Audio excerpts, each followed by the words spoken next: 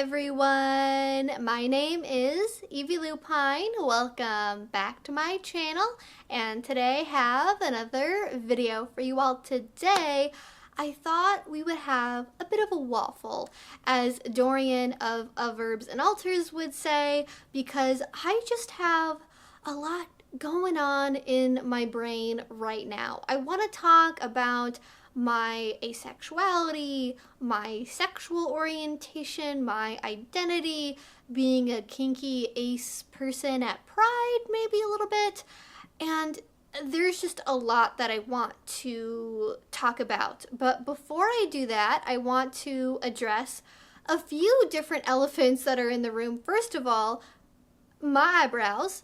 I got my eyebrows microbladed last week, and they're still healing, they're still red.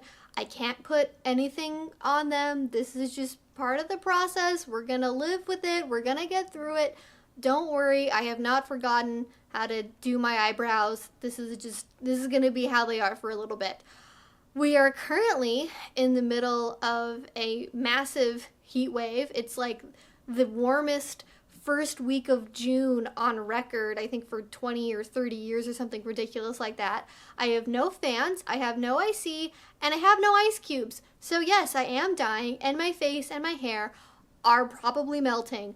Also, speaking of my hair, my hairdresser just closed down because of COVID, because they weren't able to keep paying rent apparently. And they canceled all of their existing appointments, so my bangs are going to be like this. I don't know. Do they look good? Do they look bad? I have no idea. I can't tell. I need help. Also, final note, just to get it fully out there, I had to try on 3 different lipsticks today for this look, and they were all patchy and gross. So I hope that this one works, because again, I can't tell. I am blind to my own face. I don't know what I look like. Hopefully it's tolerable, and if it's not, you can just click away from this video, have it in a different tab.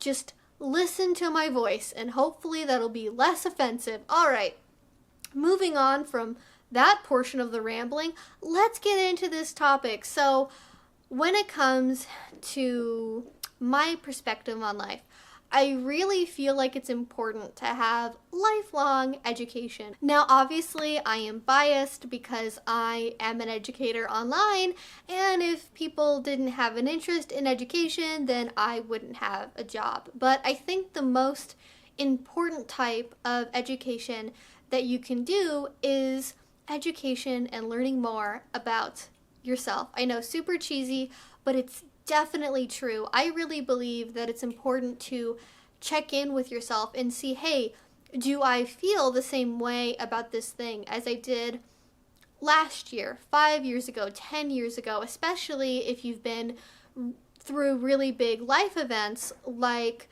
moving, changing jobs, leaving relationships, getting into a new relationship, any of that sort of stuff. I think it's a great time to reflect and go, hey, now that my life is in a different place, what am I feeling about that? What am I feeling about, in my case, my sexual orientation? Do the labels that I've been using to describe that still make sense for me? And I know for some people, they figure out their orientation and it's like, one, done, bing, bang, bomb, okay, we're gay, we're lesbian, we're bisexual, that's it, we figured it out. But for me, it's always really been a process. And I think part of that is how little known asexuality really has been, because when I was growing up, the options were like gay, lesbian, kind of bisexual was in there a little bit, or straight. And so of all of those options, straight made the most sense to me, so I went with it. And eventually I discovered asexuality. I discovered I had certain feelings for girls, but because they weren't sexual feelings, I didn't feel like I was bi or lesbian, so like that didn't really make sense. And I just kind of had to figure it out from there, because with asexuality, that really wasn't a label that people used. We only really had the emergence of asexuality as an identity, as a community, with the creation of AVEN, which is the Asexuality Visibility and Education Network, and that was in the very early 2000s. So realistically, it's only been kind of 20 years that asexuality has been known about.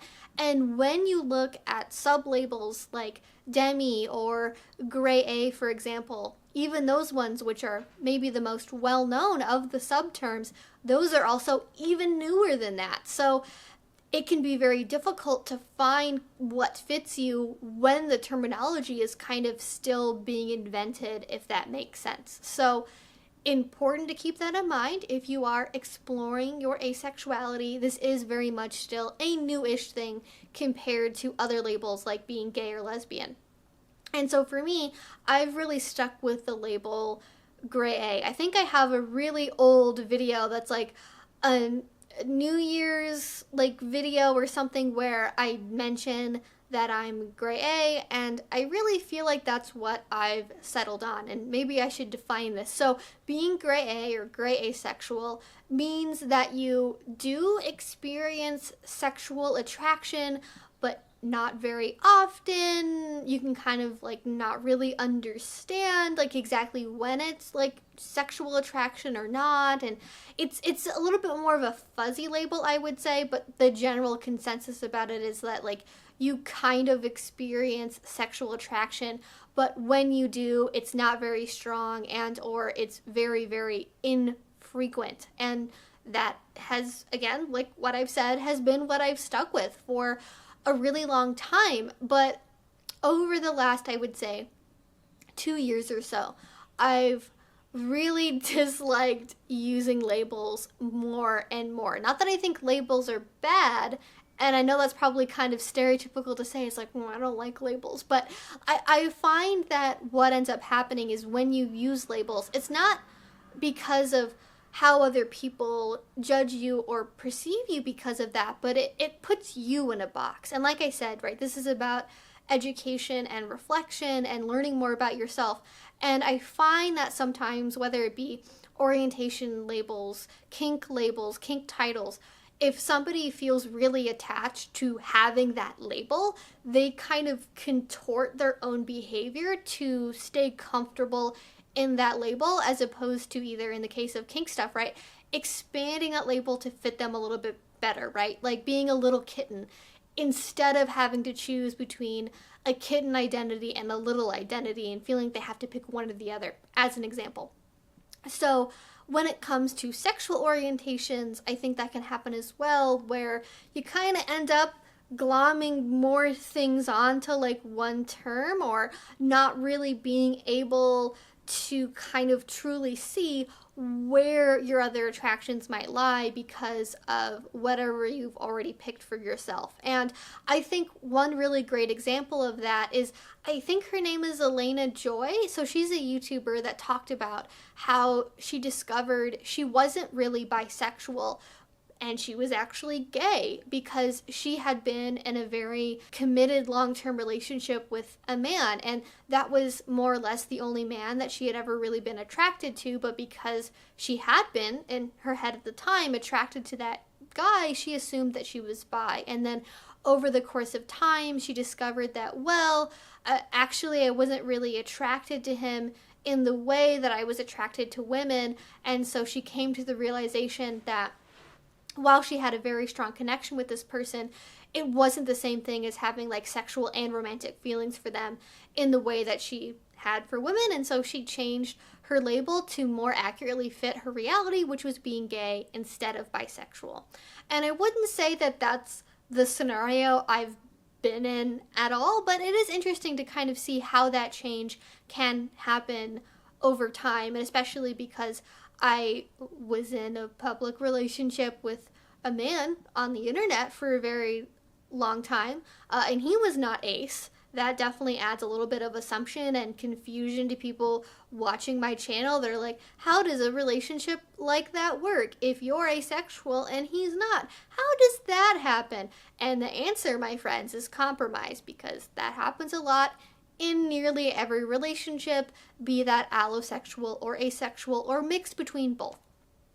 And I would say for myself, the big thing that I have been reflecting on now that I'm out of that relationship, and now that I've literally been living by myself for 5 months at this point. COVID time is still weird. It seems like it's been a month, but it's been 5. Who the hell knows? So I've been kind of reflecting on, okay, romantic attraction, sexual attraction, all of the various different types of attractions, where do I fit best? And actually, I am going to be doing a video where I talk about different types of attraction. So you'll have another video this week where we discuss those things in detail, if this breakdown is kind of confusing for you. So I think as far as the sexual portion of my identity is concerned, if we do split between, sexual attraction, romantic attraction, etc., which I do for me, and it'll make sense in a minute, I would consider gray A to be the label that works best for me. And I won't go into details here because I don't want to get too personal with the internet. I know from previous experience when I was in college, I did date somebody that I did experience sexual attraction towards. Unfortunately, the relationship was fairly short-lived. I think we dated for like 3 or 4 months, and then they kind of decided that they wanted to prioritize their music career over dating me, and I was devastated, and it sucked, but I got over it. But that was really the only person I can distinctly remember having a sexual attraction to. But I know that it happened. It happened once.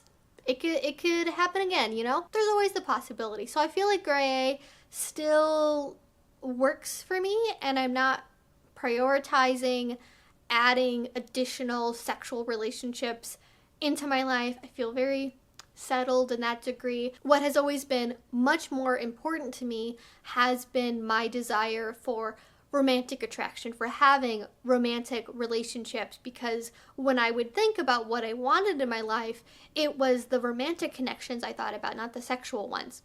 And reflecting on that, I do feel like having this split between sexual and romantic orientation still makes sense for me, in the fact that my romantic orientation is like, I think how I've described it before is like, it's a thing. I can't quite tell what it's bounded by, because the people I'm attracted to don't really seem to have a lot in common with each other than what they have in common with me, if that makes sense. Shared hobbies, shared interests, shared passions and goals and things in life, like those make sense, but the individual people don't necessarily correlate with each other, if that makes sense. So I'm not sure what defines the boundaries of the people I'm attracted to romantically. I don't know if there has to be a boundary. I'm just really kind of approaching life right now as I will allow whatever it is to be whatever it is, and not try to pass judgment over it or try to keep things out of my life because it doesn't match with my identity, if that makes sense. Like, I want whatever is going to come into my life to like be in my life in whatever shape that takes. And that could be a sexual relationship, that could be a romantic one. Who knows who it's going to be with, and COVID's still a thing. We'll see how that works out. Now, I think I am good with kind of that understanding of my identity. So this is more of an invitation for you guys to reflect on where you are at, how you feel about your orientation, your identity. It doesn't have to be who I'm attracted to. It could be any facet of your life. Am I working towards the goals I want to have? Am I studying what I want to study in school? Am I, having values in my life that reflect the values I want to keep going forward? Anything like that. Just sit, reflect, think about it, see if it's changed, see if you have any sort of new ideas about it. That's what this is really all for. So I think I'm settled on it for now. I'm going to keep checking back in. I am really curious to see what happens after COVID is kind of more figured out where I live. We are going to fully open up supposedly at the very end of this month in June, so we'll see. And it'll be interesting because I have not really interacted with other human beings in person very much for a very long time. I have a very, very like tiny, like two people. I have two people that I've really seen during quarantine, and that's pretty much it. So outside of those two people, if I get to meet people at a party, at a munch, at a whatever, that'll give me, I think, a more solid understanding of where I'm at right now as my own little solo being in life. Not feeling like I have any particular, sort of thing steering me in one direction, if that makes sense. I don't know if it does. I'm just a little bean all by myself on my little bean island. Now, I don't know what any of that means. Again, did I mention it's very hot outside? I feel like my brain is melting.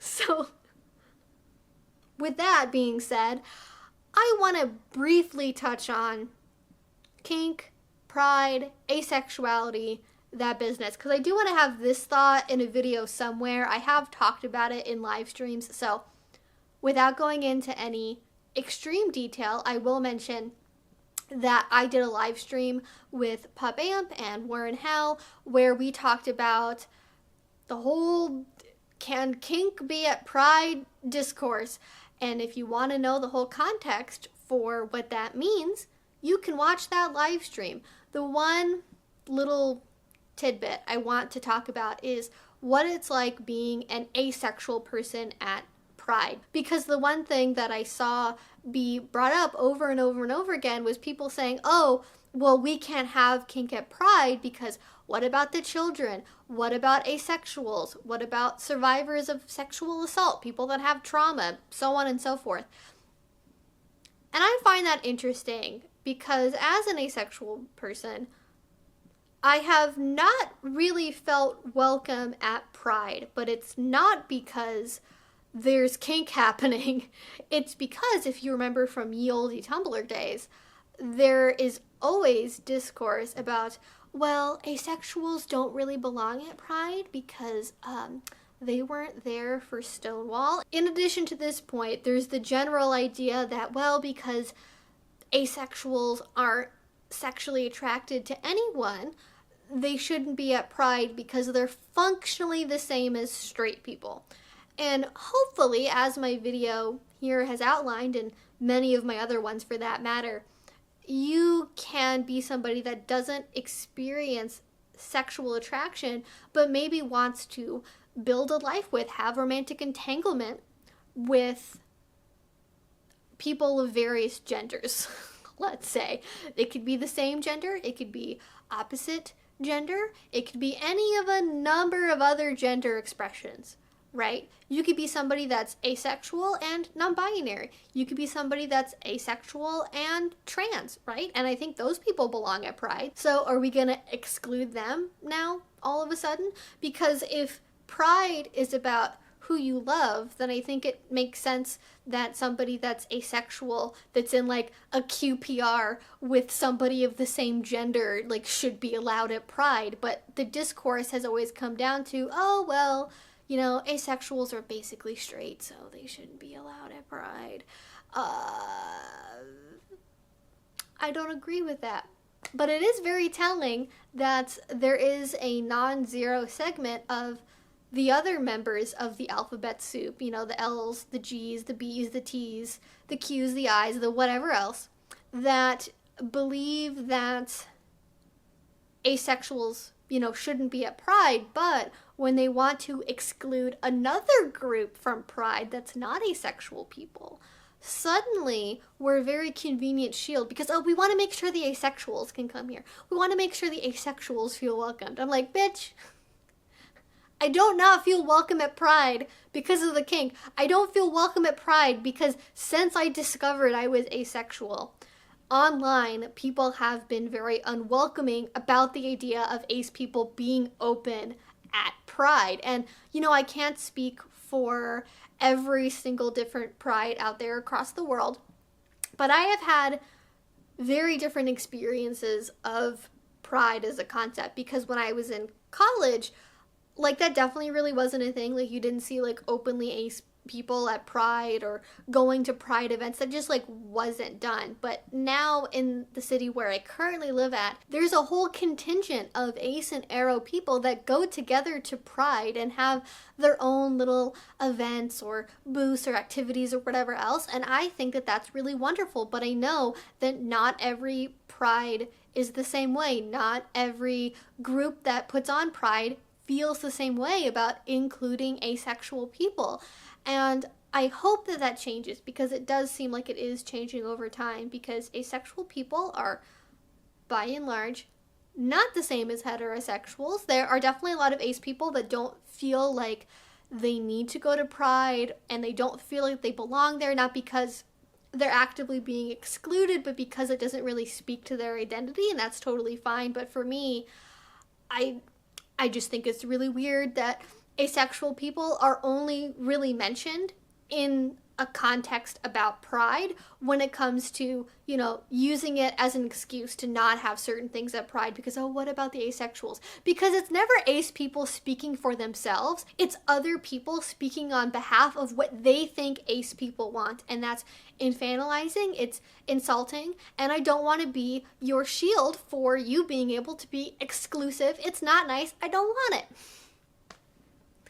Got a little bit sassy there at the end, but hopefully my point has been made. I don't know if I'm gonna go to Pride this year or not, because I'm still kind of worried about COVID. I don't really know what the guidelines are gonna be. We'll see what happens. I also just, I don't know how I feel about going and seeing that many people at once. Like, that might be kind of a bit of a shock to my system after being functionally isolated for so long. That might be a little bit too much for my asexual, definitely very introverted brain to be able to handle, but we'll see what happens. I'd love to be able to do something, but I don't want to overdo it. I want to pace myself, and I guess maybe that's a good note to end on. Hopefully you get to enjoy it if you want to enjoy it, but don't overdo it, right? As we're coming back out in a lot of places from quarantine, it might be very tempting to go everywhere and do everything and see everyone. Pace yourself. Pace yourself. It's not just about safety, but it's about what you can handle emotionally, right? Like, if you've ever been in like a dark room for a long period of time and then you step into like a really bright white summer day, all of a sudden, like, your eyes are like, oh, my eyes hurt, it's too much, it's too intense. And that can kind of be what happens if you go from being isolated to suddenly being around hundreds or thousands of people. So be kind, take your time, pace yourself, and as always, remember to reflect. And I think that's going to be the end of my waffle for now. Hopefully you learned something, you got something out of it. I don't know. If you like this video, if you want to see typically more constructive videos than this one, you can subscribe to my channel, because I make videos twice a week about all sorts of kink, BDSM, relationship, asexuality related topics. And finally, if you really enjoyed this, if you want to support what I do, the best way that you can do that is with Patreon. That is what makes this channel possible, as well as all of these videos. YouTube did recently demonetize my entire channel again for the second time, and they undid it because apparently it was a mistake again for the second time. But you never know when the third one is going to happen, and Patreon has always been so wonderful, so supportive, and that is what I depend on to be able to keep making these videos. And if you do already support me over there, thank you so much. It means the absolute world to me. And until I see you guys next time, I hope you have a great rest of your day and a great rest of your week. Bye-bye.